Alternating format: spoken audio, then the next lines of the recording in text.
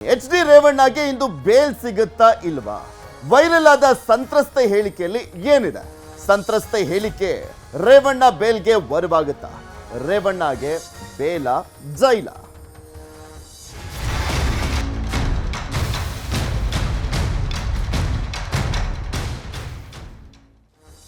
ರೇವಣ್ಣ ಇವತ್ತು ಜೈಲಲ್ಲಿದ್ದಾರೆ ಅಂದ್ರೆ ಅದಕ್ಕೆ ಪ್ರಮುಖವಾದಂತಹ ಕಾರಣ ಅಂದ್ರೆ ಸಂತ್ರಸ್ತೆ ಒಬ್ಬರನ್ನ ಕಿಡ್ನಾಪ್ ಮಾಡಿದ್ದಾರೆ ಅನ್ನುವಂತ ಆರೋಪ ಇತ್ತಲ್ಲ, ಆ ಒಂದು ಆರೋಪದ ಕಾರಣಕ್ಕೋಸ್ಕರನೇ ರೇವಣ್ಣ ಅವರನ್ನ ಬಂಧಿಸಲಾಗಿತ್ತು. ಈಗ ಪರಪ್ಪನ ಅಗ್ರಹಾರ ಜೈಲಿನಲ್ಲಿ ಇದ್ದಾರೆ ರೇವಣ್ಣ ಅವರು. ಈ ಪ್ರಕರಣಕ್ಕೆ ಸಂಬಂಧಪಟ್ಟಂತೆ ಈಗ ಲಾಸ್ಟ್ ಮೂಮೆಂಟ್ ಅಲ್ಲಿ ಒಂದು ಟ್ವಿಸ್ಟ್ ರೀತಿಯಲ್ಲಿ ಸಿಗ್ತಾ ಇದೆ. ಇವತ್ತು ಒಂದ್ ಕಡೆ ರೇವಣ್ಣ ಅವರ ಪ್ರಕರಣಕ್ಕೆ ಸಂಬಂಧಪಟ್ಟಂತೆ ಜಾಮೀನು ಅರ್ಜಿ ವಿಚಾರಣೆ ನಡೆಯಲಿದೆ.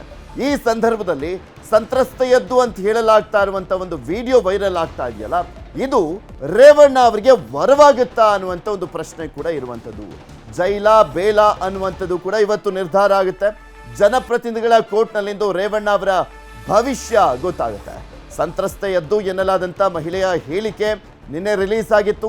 ನನ್ನನ್ನ ಯಾರೂ ಕಿಡ್ನಾಪ್ ಮಾಡಿಲ್ಲ ಎಂಬ ಹೇಳಿಕೆಯನ್ನ ಆ ವಿಡಿಯೋದಲ್ಲಿ ಕೊಟ್ಟಿರುವಂಥದ್ದು. ಇದೇ ಹೇಳಿಕೆ ಮೇಲೆ ರೇವಣ್ಣಗೆ ಬೇಲ್ ಕೇಳಲಿಕ್ಕೆ ಸಿದ್ಧತೆಯನ್ನ ಮಾಡ್ಕೊಂಡಿದ್ದಾರೆ ರೇವಣ್ಣ ಪರ ವಕೀಲರು ಅಂತ ಕೂಡ ಮಾಹಿತಿ ಇರುವಂಥದ್ದು.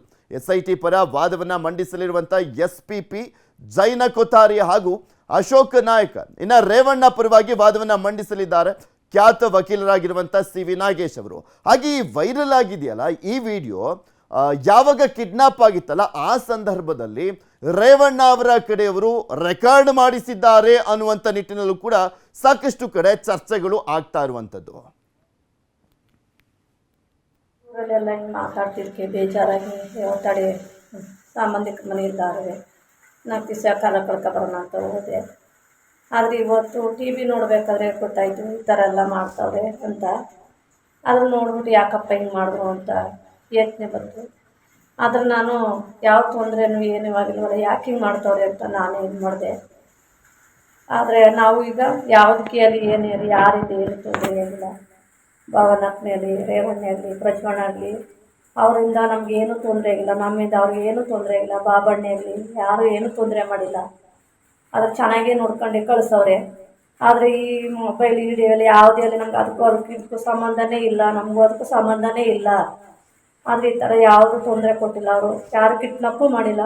ಸಂಬಂಧಿಕರ ಮನೆ ಇದ್ದೆ, TV ನೋಡ್ತಾ ಇದೆ, ಗೊತ್ತಾಯಿತು ಹಿಂಗೆ ಯಾಕಪ್ಪ ಅಂತ ಹೇಳ್ಬಿಟ್ಟು ಇದು ಮಾಡ್ತಾಯಿದ್ದೀನಿ. ನನ್ನ ಮಗನಾದರೂ ಅಷ್ಟೇ, ಏನು ಭಯಪಡಬೇಡ, ಚೆನ್ನಾಗಿದ್ದೀನಿ, ಬರ್ತೀನಿ 2 ದಿವಸದೊಳಗೆ, ನಾನು ಏನೂ ತೊಂದರೆ ಆಗುತ್ತೆ.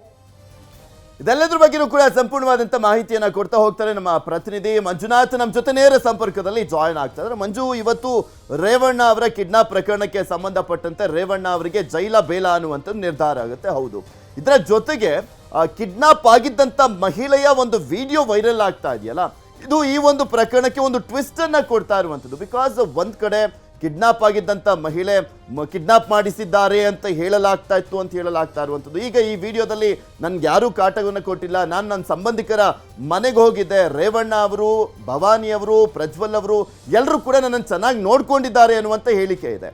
ಇದು ಯಾವ ರೀತಿಯಾಗಿ ರೇವಣ್ಣ ಅವರಿಗೆ ಸಹಕಾರ ಆಗಬಹುದು ಅಂತ?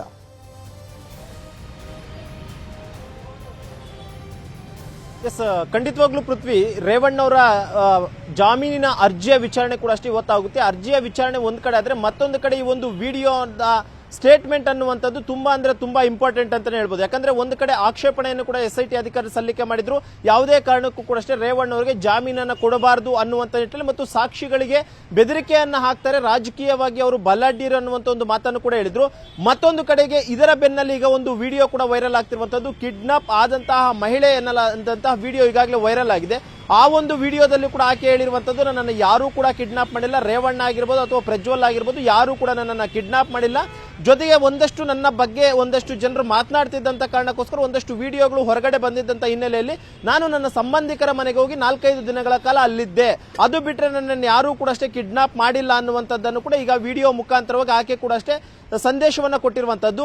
ಬಹುತೇಕ ಇದೇ ಒಂದು ವಿಡಿಯೋನ ಗ್ರೌಂಡ್ ನ ಮೇಲೆ ಇವತ್ತು ರೇವಣ್ಣ ಅವರ ಪರ ವಕೀಲರು ಕೂಡ ಅಷ್ಟೇ ವಾದ ಮಂಡನೆ ಮಾಡೋದಕ್ಕೆ ಎಲ್ಲಾ ತಯಾರಿಗಳನ್ನು ಕೂಡ ಮಾಡ್ಕೊಂಡಿದ್ದಾರೆ. ಯಾಕಂದ್ರೆ ಒಂದು ಕಡೆ SIT ಅಧಿಕಾರಿಗಳ ಆಕ್ಷೇಪಣೆಯಲ್ಲಿ ಪ್ರಮುಖವಾದಂತದ್ದು ಸಾಕ್ಷಿಗಳನ್ನ ನಾಶ ಮಾಡ್ತಾರೆ ಮತ್ತು ಈಗಾಗಲೇ ಸಂತ್ರಸ್ತೆಯ ರಕ್ಷಣೆ ಕೂಡ ಇಂಪಾರ್ಟೆಂಟ್ ಆಗಿದೆ.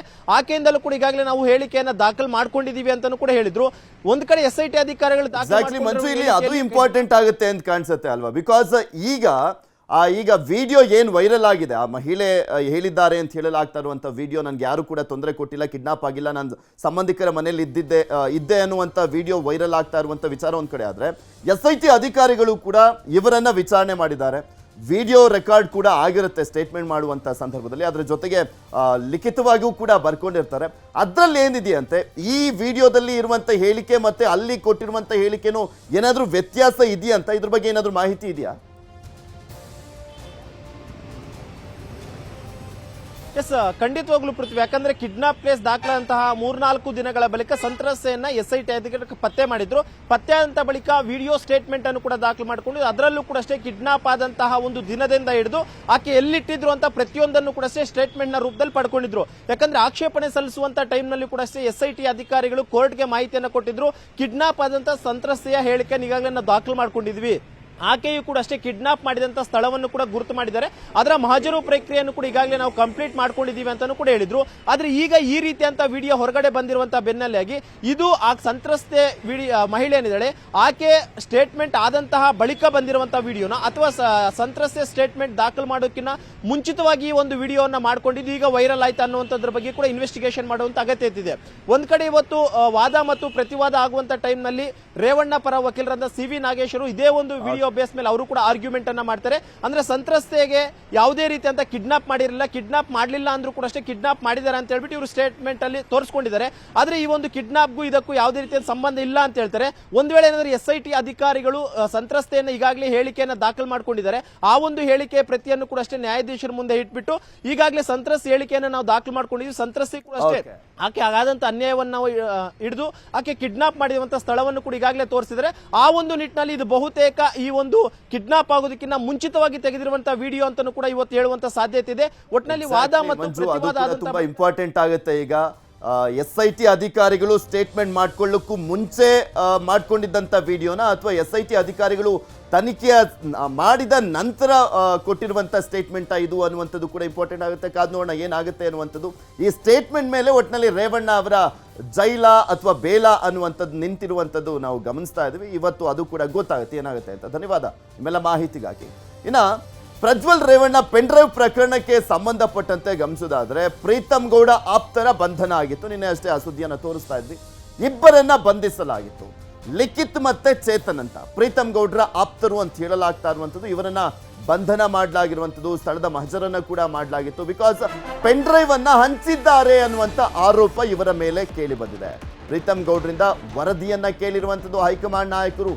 ಈ ಒಂದು ವಿಚಾರಕ್ಕೆ ಸಂಬಂಧಪಟ್ಟಂತೆ ಬಿಜೆಪಿ ವರಿಷ್ಠರು ಗರಂ ಆಗಿದ್ದಾರಂತೆ.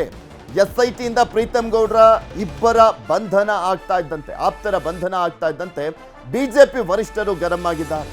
ಪ್ರೀತಮ್ ಗೌಡ ಮೇಲೆ ಬೇಸರ ಹೊರ ಹಾಕಿದ್ರಂತೆ JDSನ ನಾಯಕರು. JDS ಬೇಸರದ ಬೆನ್ನಲ್ಲೇ ಮಾಹಿತಿಯನ್ನ ಕೇಳಿದೆಯಂತೆ ಬಿಜೆಪಿ ಹೈಕಮಾಂಡ್. ಪೆನ್ ಡ್ರೈವ್ ವಿಷಯದಲ್ಲಿ ನಿಮ್ಮವರ ಪಾತ್ರ ಏನು ಅಂತ ಕೇಳಿದ್ದಾರಂತೆ ವರಿಷ್ಠರು. ಸೊ ಹೀಗಾಗಿ ಪ್ರೀತಮ್ ಗೌಡ್ರಿಗೆ ಈ ಒಂದು ಪ್ರಕರಣಕ್ಕೆ ಸಂಬಂಧಪಟ್ಟಂತೆ ನಾವು ಗಮನಿಸೋದಾದ್ರೆ ಸಾಕಷ್ಟು ಗುಮಾನಿಗಳು ಕೂಡ ಓಡಾಡ್ತಾ ಇತ್ತು. ಹಾಸನದ ರಾಜಕಾರಣದಲ್ಲೂ ಕೂಡ ಅಷ್ಟೇ ಎಲ್ಲ ಒಂದು ಕಡೆ ಪೆನ್ ಡ್ರೈವ್ ಹಂಚಿಕೆಯ ವಿಚಾರದಲ್ಲಿ ಪ್ರೀತಮ್ ಗೌಡ್ರ ಪಾತ್ರ ಏನಾದರೂ ಇದೆಯಾ ಅನ್ನುವಂಥ ಅನುಮಾನಗಳನ್ನು JDS ಕಾರ್ಯಕರ್ತರು ವ್ಯಕ್ತಪಡಿಸ್ತಾ ಇದ್ರು. ಅದಕ್ಕೆ ಪುಷ್ಟಿ ನೀಡುವಂತೆ ನಿನ್ನೆ ಇಬ್ಬರ ಬಂಧನ ಕೂಡ ಆಗಿರುವಂಥ ಕಾರಣಕ್ಕೋಸ್ಕರ ಪ್ರೀತಮ್ ಗೌಡ್ರ ವಿಚಾರಕ್ಕೆ ಸಂಬಂಧಪಟ್ಟಂತೆ ಈಗ ಕ್ಲಾರಿಟಿಯನ್ನ ಕೇಳಲಾಗಿದೆ. ಇದ್ರ ಬಗ್ಗೆ ಇನ್ನಷ್ಟು ಮಾಹಿತಿಯನ್ನ ನೀಡ್ತಾ ಹೋಗ್ತಾರೆ ನಮ್ಮ ಪ್ರತಿನಿಧಿ ಕೃಷ್ಣ ನಮ್ಮ ಜೊತೆ ದೂರವಾಣಿ ಸಂಪರ್ಕದಲ್ಲಿ ಜಾಯ್ನ್ ಆಗ್ತಾರೆ. ಕೃಷ್ಣ, ನೋಡ್ತಾ ಇದ್ವಿ ಪ್ರೀತಮ್ ಗೌಡ್ರ ಮೇಲೆ ಸಾಕಷ್ಟು ಗುಮಾನಿಗಳಿತ್ತು, ಗುಸುಗುಸು ಇತ್ತು. ಎಲ್ಲ ಒಂದ್ ಕಡೆ ಪೆನ್ ಡ್ರೈವ್ ಹಂಚಿಕೆ ಪ್ರಕರಣಕ್ಕೆ ಸಂಬಂಧಪಟ್ಟಂತೆ ಪ್ರೀತಮ್ ಗೌಡ್ರ ಪಾತ್ರ ಏನೋ ಇರಬಹುದು ಅನ್ನುವಂಥ ನಿಟ್ಟಿನಲ್ಲಿ JDS ನಾಯಕರು ಕೂಡ ಅನುಮಾನವನ್ನ ವ್ಯಕ್ತಪಡಿಸಿದ್ರು. ಹಾಸನದಲ್ಲೂ ಕೂಡ ಅದೇ ಚರ್ಚೆ ಆಗ್ತಾ ಇದೆ. ಈಗ ಇದೇ ವಿಚಾರಕ್ಕೆ ಸಂಬಂಧಪಟ್ಟಂತೆ ಬಿಜೆಪಿ ಹೈಕಮಾಂಡ್ ಗರಂ ಆಗಿದೆಯಂತೆ. ಪ್ರೀತಮ್ ಗೌಡ್ರ ಹತ್ರ ಸ್ಪಷ್ಟನೆಯನ್ನ ಕೇಳಿದೆಯಂತೆ. ಯಾವ ರೀತಿಯಾಗಿ ಇದೊಂದು ರೀತಿಯಾದಂತಹ ಸಂಕಷ್ಟ ಇಕ್ಕಟ್ಟನ್ನ ತಂದಿಟ್ಟಿದೆ ಪ್ರೀತಮ್ ಗೌಡ್ರಿಗೆ ಅಂತ?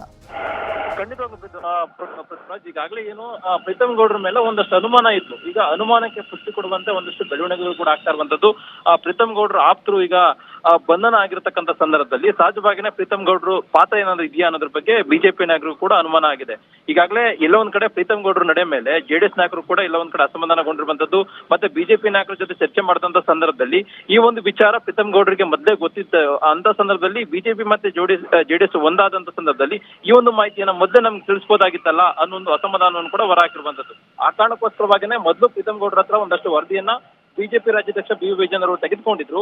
ಈಗ ಮತ್ತೆ ಯಾವಾಗ ಅವರ ಆಪ್ತರು ಬಂಧನ ಆಯ್ತು, ಬಂಧನ ಆದ ಬಳಿಕವಾಗಿ ಅವರಿಂದ ವರದಿಯನ್ನು ಕೇಳುವಂತ ನಿಟ್ಟಿನಲ್ಲಿ ಕೂಡ ಮುಂದಾಗಿರುವಂತದ್ದು. ಈಗ ಪ್ರೀತಮ್ ಗೌಡ್ರು ಅವರ ಆಪ್ತರು ಬಂಧನ ಆದ ಕೂಡಲೇ ಎಲ್ಲೊಂದ್ ಕಡೆ ಪ್ರೀತಮ್ ಗೌಡ್ರು ಕೂಡ ಬಿಜೆಪಿ ನಾಯಕರಿಗಾಗಿ ಮತ್ತೆ ಬೇರೆ ನಾಯಕರಿಗೆ ಸಂಪರ್ಕ ಮಾಡುವಂತ ನಿಟ್ಟಿನಲ್ಲಿ, ಅಂದ್ರೆ ಸಂಪರ್ಕಕ್ಕೆ ಸಿಗದಿರುವಂತ ನಿಟ್ಟಿನಲ್ಲಿ ಕೂಡ ಎಲ್ಲೊಂದ್ ಕಡೆ ಸಿಗ್ತಾ ಇಲ್ಲ ಅನ್ನೋದ್ರ ಬಗ್ಗೆ ಕೂಡ ಹೇಳಲಾಗ್ತಾ ಇದೆ.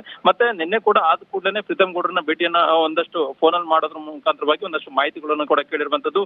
ಏನೋ ನಿಮ್ಮ ಪಾತ್ರ ಏನಾದ್ರು ಇದೆಯಾ ಅಥವಾ ಬೇರೆ ಕೈವಾಡ ಇದೆಯಾ ಅನ್ನೋದ್ರ ಬಗ್ಗೆ ಕೂಡ ಮಾಹಿತಿಯನ್ನು ಕೇಳಿರುವಂತದ್ದು. ಹಾಗಾಗಿ ಬಿಜೆಪಿಯು ಕೂಡ ದೊಡ್ಡ ಮಟ್ಟದಲ್ಲಿ ಇದು ಡ್ಯಾಮೇಜ್ ಕೂಡ ತರಿಸಿದೆ, ಮತ್ತೆ ಮುಜುಗರವನ್ನು ಕೂಡ ತರಿಸಿದೆ. ಇಂಥ ಸಂದರ್ಭದಲ್ಲಿ ಸಹಜವಾಗಿನೇ ದೋಸ್ತಿ ಮತ್ತೆ ಆದಂತ ಸಂದರ್ಭದಲ್ಲಿ ಬಿಜೆಪಿ ನಾಯಕರು ಈ ರೀತಿಯಾಗಿ ಒಂದ್ ರೀತಿ ಜೆಡಿಎಸ್ ನಾಯಕರಿಗೆ ವಿರುದ್ಧವಾಗಿ ನಡ್ಕೊಂಡ್ರೆ ಅದು ಬೇರೆ ರೀತಿಯಾಗಿ ಪರಿಣಾಮ ಬೀರುತ್ತೆ ಅನ್ನೋ ಕಾರಣಕ್ಕೋಸ್ಕರವಾಗಿ ಒಂದಷ್ಟು ವರದಿಯನ್ನ ತೆಗೆದುಕೊಳ್ಳೋದ್ರ ಮುಖಾಂತರವಾಗಿ ಒಂದ್ ರೀತಿ ಜೆಡಿಎಸ್ ನಾಯಕರಿಗೂ ಕೂಡ ಒಂದ್ ರೀತಿ ಅಂದ್ರೆ ಸಮಜಾಯಿಷಿ ಕೊಡುವಂತ ನಿಟ್ಟಿನಲ್ಲಿ ಕೂಡ ಬಿಜೆಪಿ ನಾಯಕರು ಮುಂದಾಗಿರುವಂತದ್ದು. ಆ ಮುಖಾಂತರವಾಗಿ ಒಂದು ಪೆಂಡ್ರೈವ್ ಪ್ರಕರಣಕ್ಕೆ ಸಂಬಂಧಪಟ್ಟಂತೆ ಈಗ ಪ್ರೀತಮ್ ಗೌಡ್ರ ಮೇಲೆ ಏನು ಅನುಮಾನ ಬಂದಿದೆ ಅದಕ್ಕೆ ಸಂಬಂಧಪಟ್ಟಂತೆ ಒಂದಷ್ಟು ಕ್ಲಾರಿಟಿಗಳನ್ನ ತೆಗೆದುಕೊಳ್ಳೋದ್ರ ಮುಖಾಂತರವಾಗಿ ಅದನ್ನ ಹೈಕಮಾಂಡ್ ನಾಯಕರು ಕೂಡ ಗಮನಕ್ಕೆ ತರುವಂತ ನಿಟ್ಟಿನಲ್ಲಿ ಕೂಡ ಬಿಜೆಪಿ ನಾಯಕರು ಮುಂದಾಗಿರುವಂತದ್ದು. ಪೃಥ್ವಿರಾಜ್. ಓಕೆ, ಧನ್ಯವಾದ ಕೃಷ್ಣ ನಿಮ್ಮೆಲ್ಲ ಮಾಹಿತಿಗಾಗಿ. ಕಾಂಗ್ರೆಸ್ನಲ್ಲಿ ಸಾಕಷ್ಟು ಬೆಳವಣಿಗೆಗಳು ಆಗುವಂತ ನಿರೀಕ್ಷೆ ಇದೆ ಲೋಕಸಭೆ ಎಲೆಕ್ಷನ್ ರಿಸಲ್ಟ್ ಬಂದ ಬಳಿಕ. ಹಾಗೆ ಇಲ್ಲಿ ಪ್ರಮುಖವಾಗಿ ನಾವು ಗಮನಿಸೋದಾದ್ರೆ ರಾಜ್ಯ ಸರ್ಕಾರದಲ್ಲೂ ಕೂಡ ಬದಲಾವಣೆಯ ಮುನ್ಸೂಚನೆಯನ್ನು ಏನಾದರೂ ನೀಡುವಂತ ಸಾಧ್ಯತೆ ಇದೆಯಾ ಅನ್ನುವಂಥ ಪ್ರಶ್ನೆ ಇದೆ. ಯಾಕೆ ಈ ರೀತಿಯಾಗಿ ಹೇಳ್ತಾ ಇದ್ದೀವಿ ಅಂದ್ರೆ ಕೆಲವೊಂದು ಸೂಕ್ಷ್ಮ ವಿಚಾರಗಳಿದ್ದಾವೆ. ಒಂದು, ಸಿದ್ದರಾಮಯ್ಯನವರು ಪುತ್ರನ ರಾಜಕೀಯ ಭವಿಷ್ಯಕ್ಕಾಗಿ ರಣತಂತ್ರವನ್ನ ರೂಪಿಸ್ತಾ ಇದ್ದಾರೆ ಅನ್ನುವಂಥ ವಿಚಾರ. ಯತೀಂದ್ರ ರಾಜಕೀಯ ಭವಿಷ್ಯ ರೂಪಿಸ್ಲಿಕ್ಕೆ ಸಿಎಂ ಸಿದ್ಧತೆಯನ್ನ ಮಾಡ್ಕೊಳ್ತಾ ಇದ್ದಾರಂತೆ. ಏನ್ ರಾಜಕೀಯ ಭವಿಷ್ಯ? ಹಿಂದೆ ಅವರು ಶಾಸಕರಾಗಿದ್ದಂಥವ್ರು ಯತೀಂದ್ರ ಸಿದ್ದರಾಮಯ್ಯನವರು ನೆಕ್ಸ್ಟ್ ತನ್ನ ತಂದೆ ವರ್ಣ ಕ್ಷೇತ್ರದಲ್ಲಿ ನಿಲ್ಲಬೇಕು ಅನ್ನುವಂಥ ಕಾರಣಕ್ಕೋಸ್ಕರ ಅವರು ತಮ್ಮ ಕ್ಷೇತ್ರವನ್ನ ತ್ಯಾಗವನ್ನ ಮಾಡಿದ್ರು. ಈಗ ಯತೀಂದ್ರಗೆ ಪರಿಷತ್ನಲ್ಲಿ ಸ್ಥಾನವನ್ನ ಕಲ್ಪಿಸಲಿಕ್ಕೆ ಸಿಎಂ ಪ್ಲಾನ್ ಮಾಡ್ತಾ ಇದ್ದಾರೆ ಅನ್ನುವಂಥ ಮಾಹಿತಿ ಸಿಗ್ತಾ ಇದೆ. ಮುಖ್ಯಮಂತ್ರಿ ಆಗಿದ್ದಾಗಲೇ ಪುತ್ರನ ರಾಜಕೀಯ ಭವಿಷ್ಯವನ್ನ ರೂಪಿಸಬೇಕು ಅನ್ನುವಂಥ ಲೆಕ್ಕಾಚಾರ ಇದ್ದಂತೆ ಕಾಣಿಸ್ತಾ ಇದೆ. ಕ್ಷೇತ್ರ ತ್ಯಾಗ ಮಾಡಿದಂಥ ಯತೀಂದ್ರಗೆ ಪರಿಷತ್ ಸ್ಥಾನಮಾನವನ್ನ ಕೊಡಿಸಬೇಕು ಅನ್ನುವಂಥದ್ರ ಬಗ್ಗೆ ಚರ್ಚೆಯನ್ನ ಮಾಡಲಾಗ್ತಾ ಇದೆ, ಚಿಂತನೆಯನ್ನ ನಡೆಸಲಾಗ್ತಾ ಇದೆ. ಆಪ್ತರ ಜೊತೆ ಮಗನ ರಾಜಕೀಯ ಭವಿಷ್ಯದ ಬಗ್ಗೆ ಸಿಎಂ ಚರ್ಚೆಯನ್ನ ಮಾಡ್ತಾ ಇದ್ದಾರಂತೆ. ಮತ್ತೊಂದು ಸೂಕ್ಷ್ಮ ವಿಚಾರ ಏನ್ ಗೊತ್ತಾ ಇದರಲ್ಲಿ, ಪ್ರಮುಖವಾಗಿ ಅಕಸ್ಮಾತ್ ಯತೀಂದ್ರ ಅವರು ಈಗ ಪರಿಷತ್ ಸದಸ್ಯರಾಗಿದ್ದೇ ಆದ್ರೆ ಈಗ ಆಲ್ರೆಡಿ ಸಾಕಷ್ಟು ಚರ್ಚೆಯಲ್ಲಿದೆಯಲ್ಲ, ಅಂದ್ರೆ ಡಿ.ಕೆ. ಶಿವಕುಮಾರ್ ಮತ್ತೆ ಸಿದ್ದರಾಮಯ್ಯನವರ ನಡುವೆ ಅಧಿಕಾರ ಹಂಚಿಕೆಯ ಸೂತ್ರ ಆಗಿದೆ. ಈ ಸಂದರ್ಭದಲ್ಲಿ ಡಿ.ಕೆ. ಶಿವಕುಮಾರ್ ಅವರು ನೆಕ್ಸ್ಟ್ ಮುಖ್ಯಮಂತ್ರಿಗಳಾಗ್ತಾರೆ ಅಂತ. ಈಗ ಏನಾದರೂ ಯತೀಂದ್ರ ಅವರು MLC ಆಗಿದ್ದೇ ಆದ್ರೆ ಸಿದ್ದರಾಮಯ್ಯನವರು ಕೆಳಗಿಳಿದ ಬಳಿಕ ಡಿ.ಕೆ. ಶಿವಕುಮಾರ್ ಅವರು ಮುಖ್ಯಮಂತ್ರಿಗಳಾದಾಗ ಯತೀಂದ್ರ ಅವರಿಗೆ ಸಚಿವ ಸ್ಥಾನ ಕೊಡಿಸುವಂತ ನಿಟ್ಟಿನಲ್ಲಿ ಬರುವಂತ ಪ್ರಮುಖ ವಿಚಾರ ಅಂತ ಹೇಳಲಾಗ್ತಾ ಇದೆ. ಇದೆಲ್ಲದ್ರ ಬಗ್ಗೆನೂ ಕೂಡ ಮತ್ತಷ್ಟು ಮಾಹಿತಿಯನ್ನ ಕೊಡ್ತಾ ಹೋಗ್ತಾರೆ ನಮ್ಮ ಪ್ರತಿನಿಧಿ ಹೆಬ್ಬಾಕ ತಿಮ್ಮೇಗೌಡರು ನಮ್ಮ ಜೊತೆ ನೇರ ಸಂಪರ್ಕದಲ್ಲಿ ಜಾಯಿನ್ ಆಗ್ತಾರೆ. ತಿಮ್ಮೇಗೌಡ್ರೆ, ತುಂಬಾ ಸೂಕ್ಷ್ಮ ವಿಚಾರ ಇದೆ ಇಲ್ಲಿ. ಪ್ರಮುಖವಾಗಿ ಪರಿಷತ್ ಸದಸ್ಯರನ್ನಾಗಿ ಯತೀಂದ್ರ ಅವರನ್ನ ಮಾಡಿದ್ದೇ ಆದ್ರೆ ಅಲ್ಲಿ ಒಂದು ರೀತಿಯಾಗಿ ಅಧಿಕೃತ ಆಗ್ಬಿಡುತ್ತಾ ಅಂತ, ಅಂದ್ರೆ ಸಿದ್ದರಾಮಯ್ಯನವರು ಮತ್ತೆ ಡಿ.ಕೆ. ಶಿವಕುಮಾರ್ ಅವರ ನಡುವಿನ ಸಿಎಂ ಸ್ಥಾನದ ಅಧಿಕಾರ ಹಂಚಿಕೆ ಆಗಿರುವಂಥದ್ದು ಕನ್ಫರ್ಮ್ ಆಗುತ್ತಾ? ಸಿದ್ದರಾಮಯ್ಯನವರು ಕೆಳಗಿಳಿದ ಬಳಿಕ ಡಿ.ಕೆ. ಶಿವಕುಮಾರ್ ಅವರ ಸಂಪುಟದಲ್ಲಿ ಯತೀಂದ್ರ ಅವರನ್ನ ಸಚಿವರನ್ನಾಗಿ ಮಾಡುವಂತ ನಿಟ್ಟಿನಲ್ಲಿ ಇದೊಂದು ಪ್ಲಾನ್ ಅಂತ, ವೇದಿಕೆ ರೆಡಿ ಆಗ್ತಾ ಇದೆಯಾ ಅಂತ? ಅಂಥದ್ದೊಂದು ಚರ್ಚೆನ ಹುಟ್ಟು ಹಾಕಿದೆ. ಇತ್ತೀಚಿನ ರಾಜಕೀಯ ಬೆಳವಣಿಗೆಗಳು, ಮತ್ತೊಂದು ಕಡೆಗೆ ವಿಧಾನ ಪರಿಷತ್ನ ಕಾರ್ಯಚಟುವಟಿಕೆಗಳ ಪ್ರಕ್ರಿಯೆ ಇದೆಯಲ್ಲ ಅದು ಒಂದು ರೀತಿ CM ಬದಲಾವಣೆಯ, ಮತ್ತೊಂದು ಕಡೆಗೆ ಯತೀಂದ್ರ ಸಿದ್ದರಾಮಯ್ಯನವರ ಪರಿಷತ್ ಪ್ರವೇಶ, ಇಂಥದ್ದೊಂದು ಚರ್ಚೆ ಇದೀಗ ವ್ಯಾಪಕವಾಗಿ ಹರಡುವಂತೆ ಮಾಡಿರ್ತಕ್ಕಂಥದ್ದು.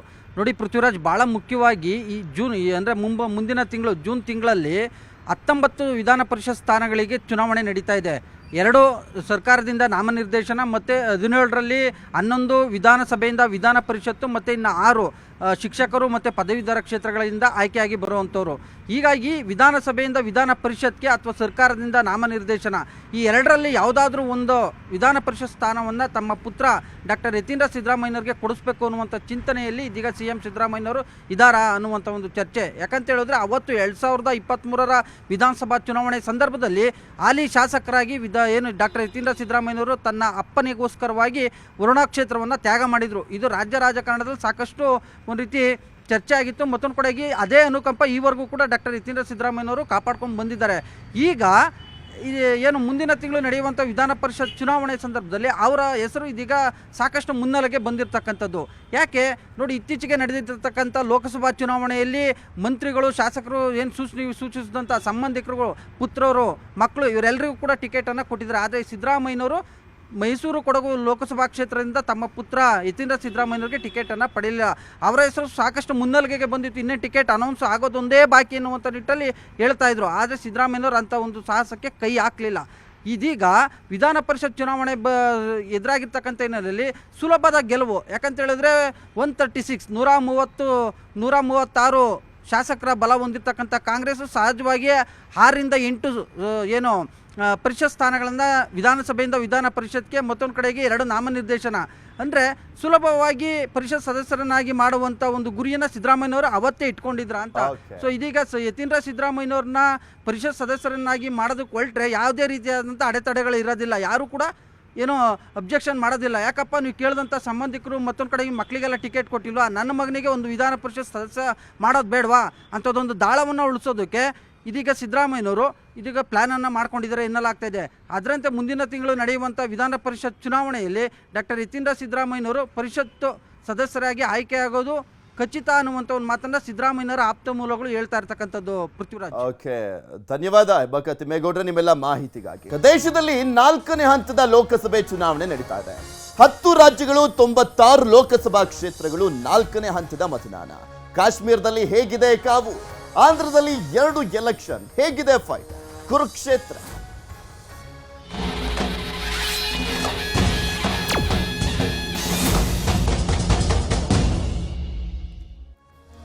ದೇಶದಲ್ಲಿ ಪ್ರಜಾಪ್ರಭುತ್ವದ ಮಹಾಹಬ್ಬ ನಡೀತಾ ಇರುವಂಥದ್ದು. ಇನ್ನ 7 ಹಂತದ ಲೋಕಸಭೆ ಎಲೆಕ್ಷನ್ ಪೈಕಿ ಈಗ ಇವತ್ತು 4ನೇ ಹಂತದ ಲೋಕಸಭೆ ಎಲೆಕ್ಷನ್ ನಡೀತಾ ಇರುವಂಥದ್ದು. ಲೋಕಸಭೆ ಎಲೆಕ್ಷನ್ಗೆ 4ನೇ ಹಂತದಲ್ಲಿ ಭರ್ಜರಿಯಾಗಿ ಮತದಾನ ನಡೀತಾ ಇದೆ. ಟೋಟಲ್ ಆಗಿ 10 ರಾಜ್ಯಗಳ 96 ಲೋಕಸಭಾ ಕ್ಷೇತ್ರಗಳಿಗೆ ಮತದಾನ ಪ್ರಕ್ರಿಯೆ ನಡೀತಾ ಇದೆ. ಆಂಧ್ರ ಪ್ರದೇಶದಲ್ಲಿ ಲೋಕಸಭೆ ಜೊತೆಗೆ ವಿಧಾನಸಭೆಗೂ ಕೂಡ ಮತದಾನ ನಡೀತಾ ಇರುವಂಥದ್ದು. ಇನ್ನು ಆಂಧ್ರ ಪ್ರದೇಶ ಹೊರತುಪಡಿಸಿ ನಾವು ನೋಡೋದಾದ್ರೆ ಉತ್ತರ ಪ್ರದೇಶ, ಪಶ್ಚಿಮ ಬಂಗಾಳ, ಮಹಾರಾಷ್ಟ್ರದಲ್ಲೂ ಕೂಡ ಮತದಾನ ನಡೀತಾ ಇದೆ. ಹಾಗೆ ಬಿಹಾರದ 5 ಕ್ಷೇತ್ರ, ಒಡಿಶಾದ 4, ಹಾಗೆ ಜಾರ್ಖಂಡ್ನ 4 ಕ್ಷೇತ್ರಗಳಲ್ಲಿ, ಇನ್ನು ತೆಲಂಗಾಣದ 17 ಲೋಕಸಭಾ ಕ್ಷೇತ್ರಗಳಲ್ಲಿ ಮತದಾನ ಪ್ರಕ್ರಿಯೆ ಭರದಿಂದ ಸಾಗಿದೆ. ಬೆಳಗ್ಗೆ 7 ಗಂಟೆಯಿಂದ ಮತದಾನ ಶುರುವಾಗಿದೆ. ಸಂಜೆ 6 ಗಂಟೆವರೆಗೂ ಇರುತ್ತೆ ಮತದಾನ. ಆಂಧ್ರದಲ್ಲಿ ಸಿಎಂ ಜಗನ್ಮೋಹನ್ ರೆಡ್ಡಿ ಹಾಗೂ ಮಾಜಿ ಸಿಎಂ ಚಂದ್ರಬಾಬು ನಾಯ್ಡು ಕೂಡ ಬೆಳಗ್ಗೆನೆ ವೋಟ್ ಮಾಡಿದ್ರು. ಎಲ್ಲರೂ ಕೂಡ ಬೇಗ ಬಂದು ಮತದಾನವನ್ನ ಮಾಡುವಂತೆ ಕರೆಯನ್ನ ಕೊಡಲಾಗಿದೆ. ಕಿಶನ್ ರೆಡ್ಡಿ ಕೂಡ ವೋಟ್ ಮಾಡಿದ್ರು. ಅಸಾದುದ್ದೀನ್ ಓವೈಸಿ ಕೂಡ ವೋಟನ್ನು ಮಾಡಿದ್ದಾರೆ. ಕಾಶ್ಮೀರದಲ್ಲೇ ಫಾರೂಕ್ ಅಬ್ದುಲ್ಲಾ ಮತದಾನವನ್ನ ಮಾಡಿದ್ದಾರೆ.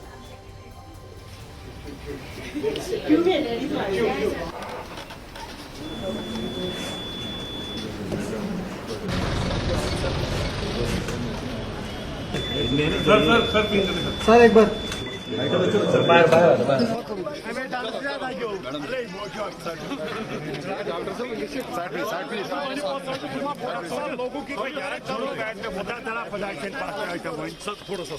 वोट देता हूँ और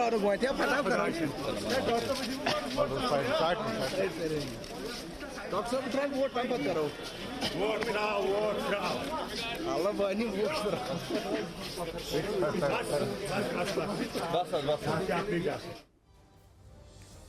ತೆಲಂಗಾಣದಲ್ಲಿ ಒಂದೇ ಹಂತದಲ್ಲಿ ಲೋಕಸಭೆ ಎಲೆಕ್ಷನ್ ನಡೀತಾ ಇರುವಂಥದ್ದು. ಈ ಸಂದರ್ಭದಲ್ಲಿ ಮತದಾನ ಭರ್ಜರಿಯಾಗಿ ಆಗ್ತಾ ಇದೆ. ಹಾಗೆ ಹೈದರಾಬಾದ್ನಲ್ಲಿ ನಟ ಚಿರಂಜೀವಿ, ಇನ್ನು ಅಲ್ಲು ಅರ್ಜುನ್ ಮತದಾನವನ್ನು ಮಾಡಿದ್ದಾರೆ. ಜೂನಿಯರ್ NTR ಸಹ ಜುಬ್ಲಿ ಹಿಲ್ಸ್ನ ಮತಗಟ್ಟೆಯಲ್ಲಿ ಮತದಾನವನ್ನು ಮಾಡಿರುವಂಥದ್ದು. ಓವೈಸಿ ಎದುರು ಸ್ಪರ್ಧೆಯನ್ನು ಮಾಡಿರುವಂಥ ಮಾಧವಿ ಲತಾ ಕೂಡ ವೋಟ್ ಮಾಡಿದ್ದಾರೆ.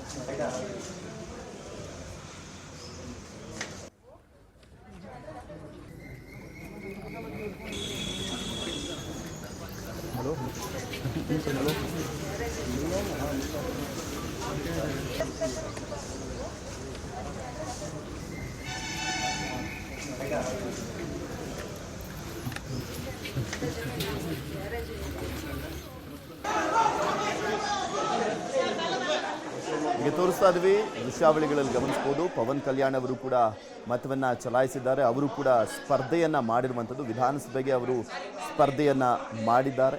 NDA ಒಕ್ಕೂಟದ ಅಭ್ಯರ್ಥಿಯಾಗಿ ಅವರು ಸ್ಪರ್ಧೆಯನ್ನು ಮಾಡಿರುವಂಥದ್ದು. ಅದೃಷ್ಟ ಪರೀಕ್ಷೆಗೆ ಇಳಿದಿದ್ದಾರೆ ಪವನ್ ಕಲ್ಯಾಣ್ ಆಂಧ್ರ ಪ್ರದೇಶದಲ್ಲಿ ಸ್ಪರ್ಧೆಯನ್ನು ಮಾಡಿರುವಂಥದ್ದು. ಮತ್ತೊಂದು ಕಡೆ ತೆಲಂಗಾಣದಲ್ಲಿ ಸ್ಟಾರ್ಗಳೆಲ್ಲ ವೋಟನ್ನು ಹಾಕಿದ್ದಾರೆ. ತೆಲಂಗಾಣದಲ್ಲೂ ಕೂಡ ಭರ್ಜರಿಯಾಗಿ ಮತದಾನ ಪ್ರಕ್ರಿಯೆ ಸಾಗ್ತಾ ಇದೆ.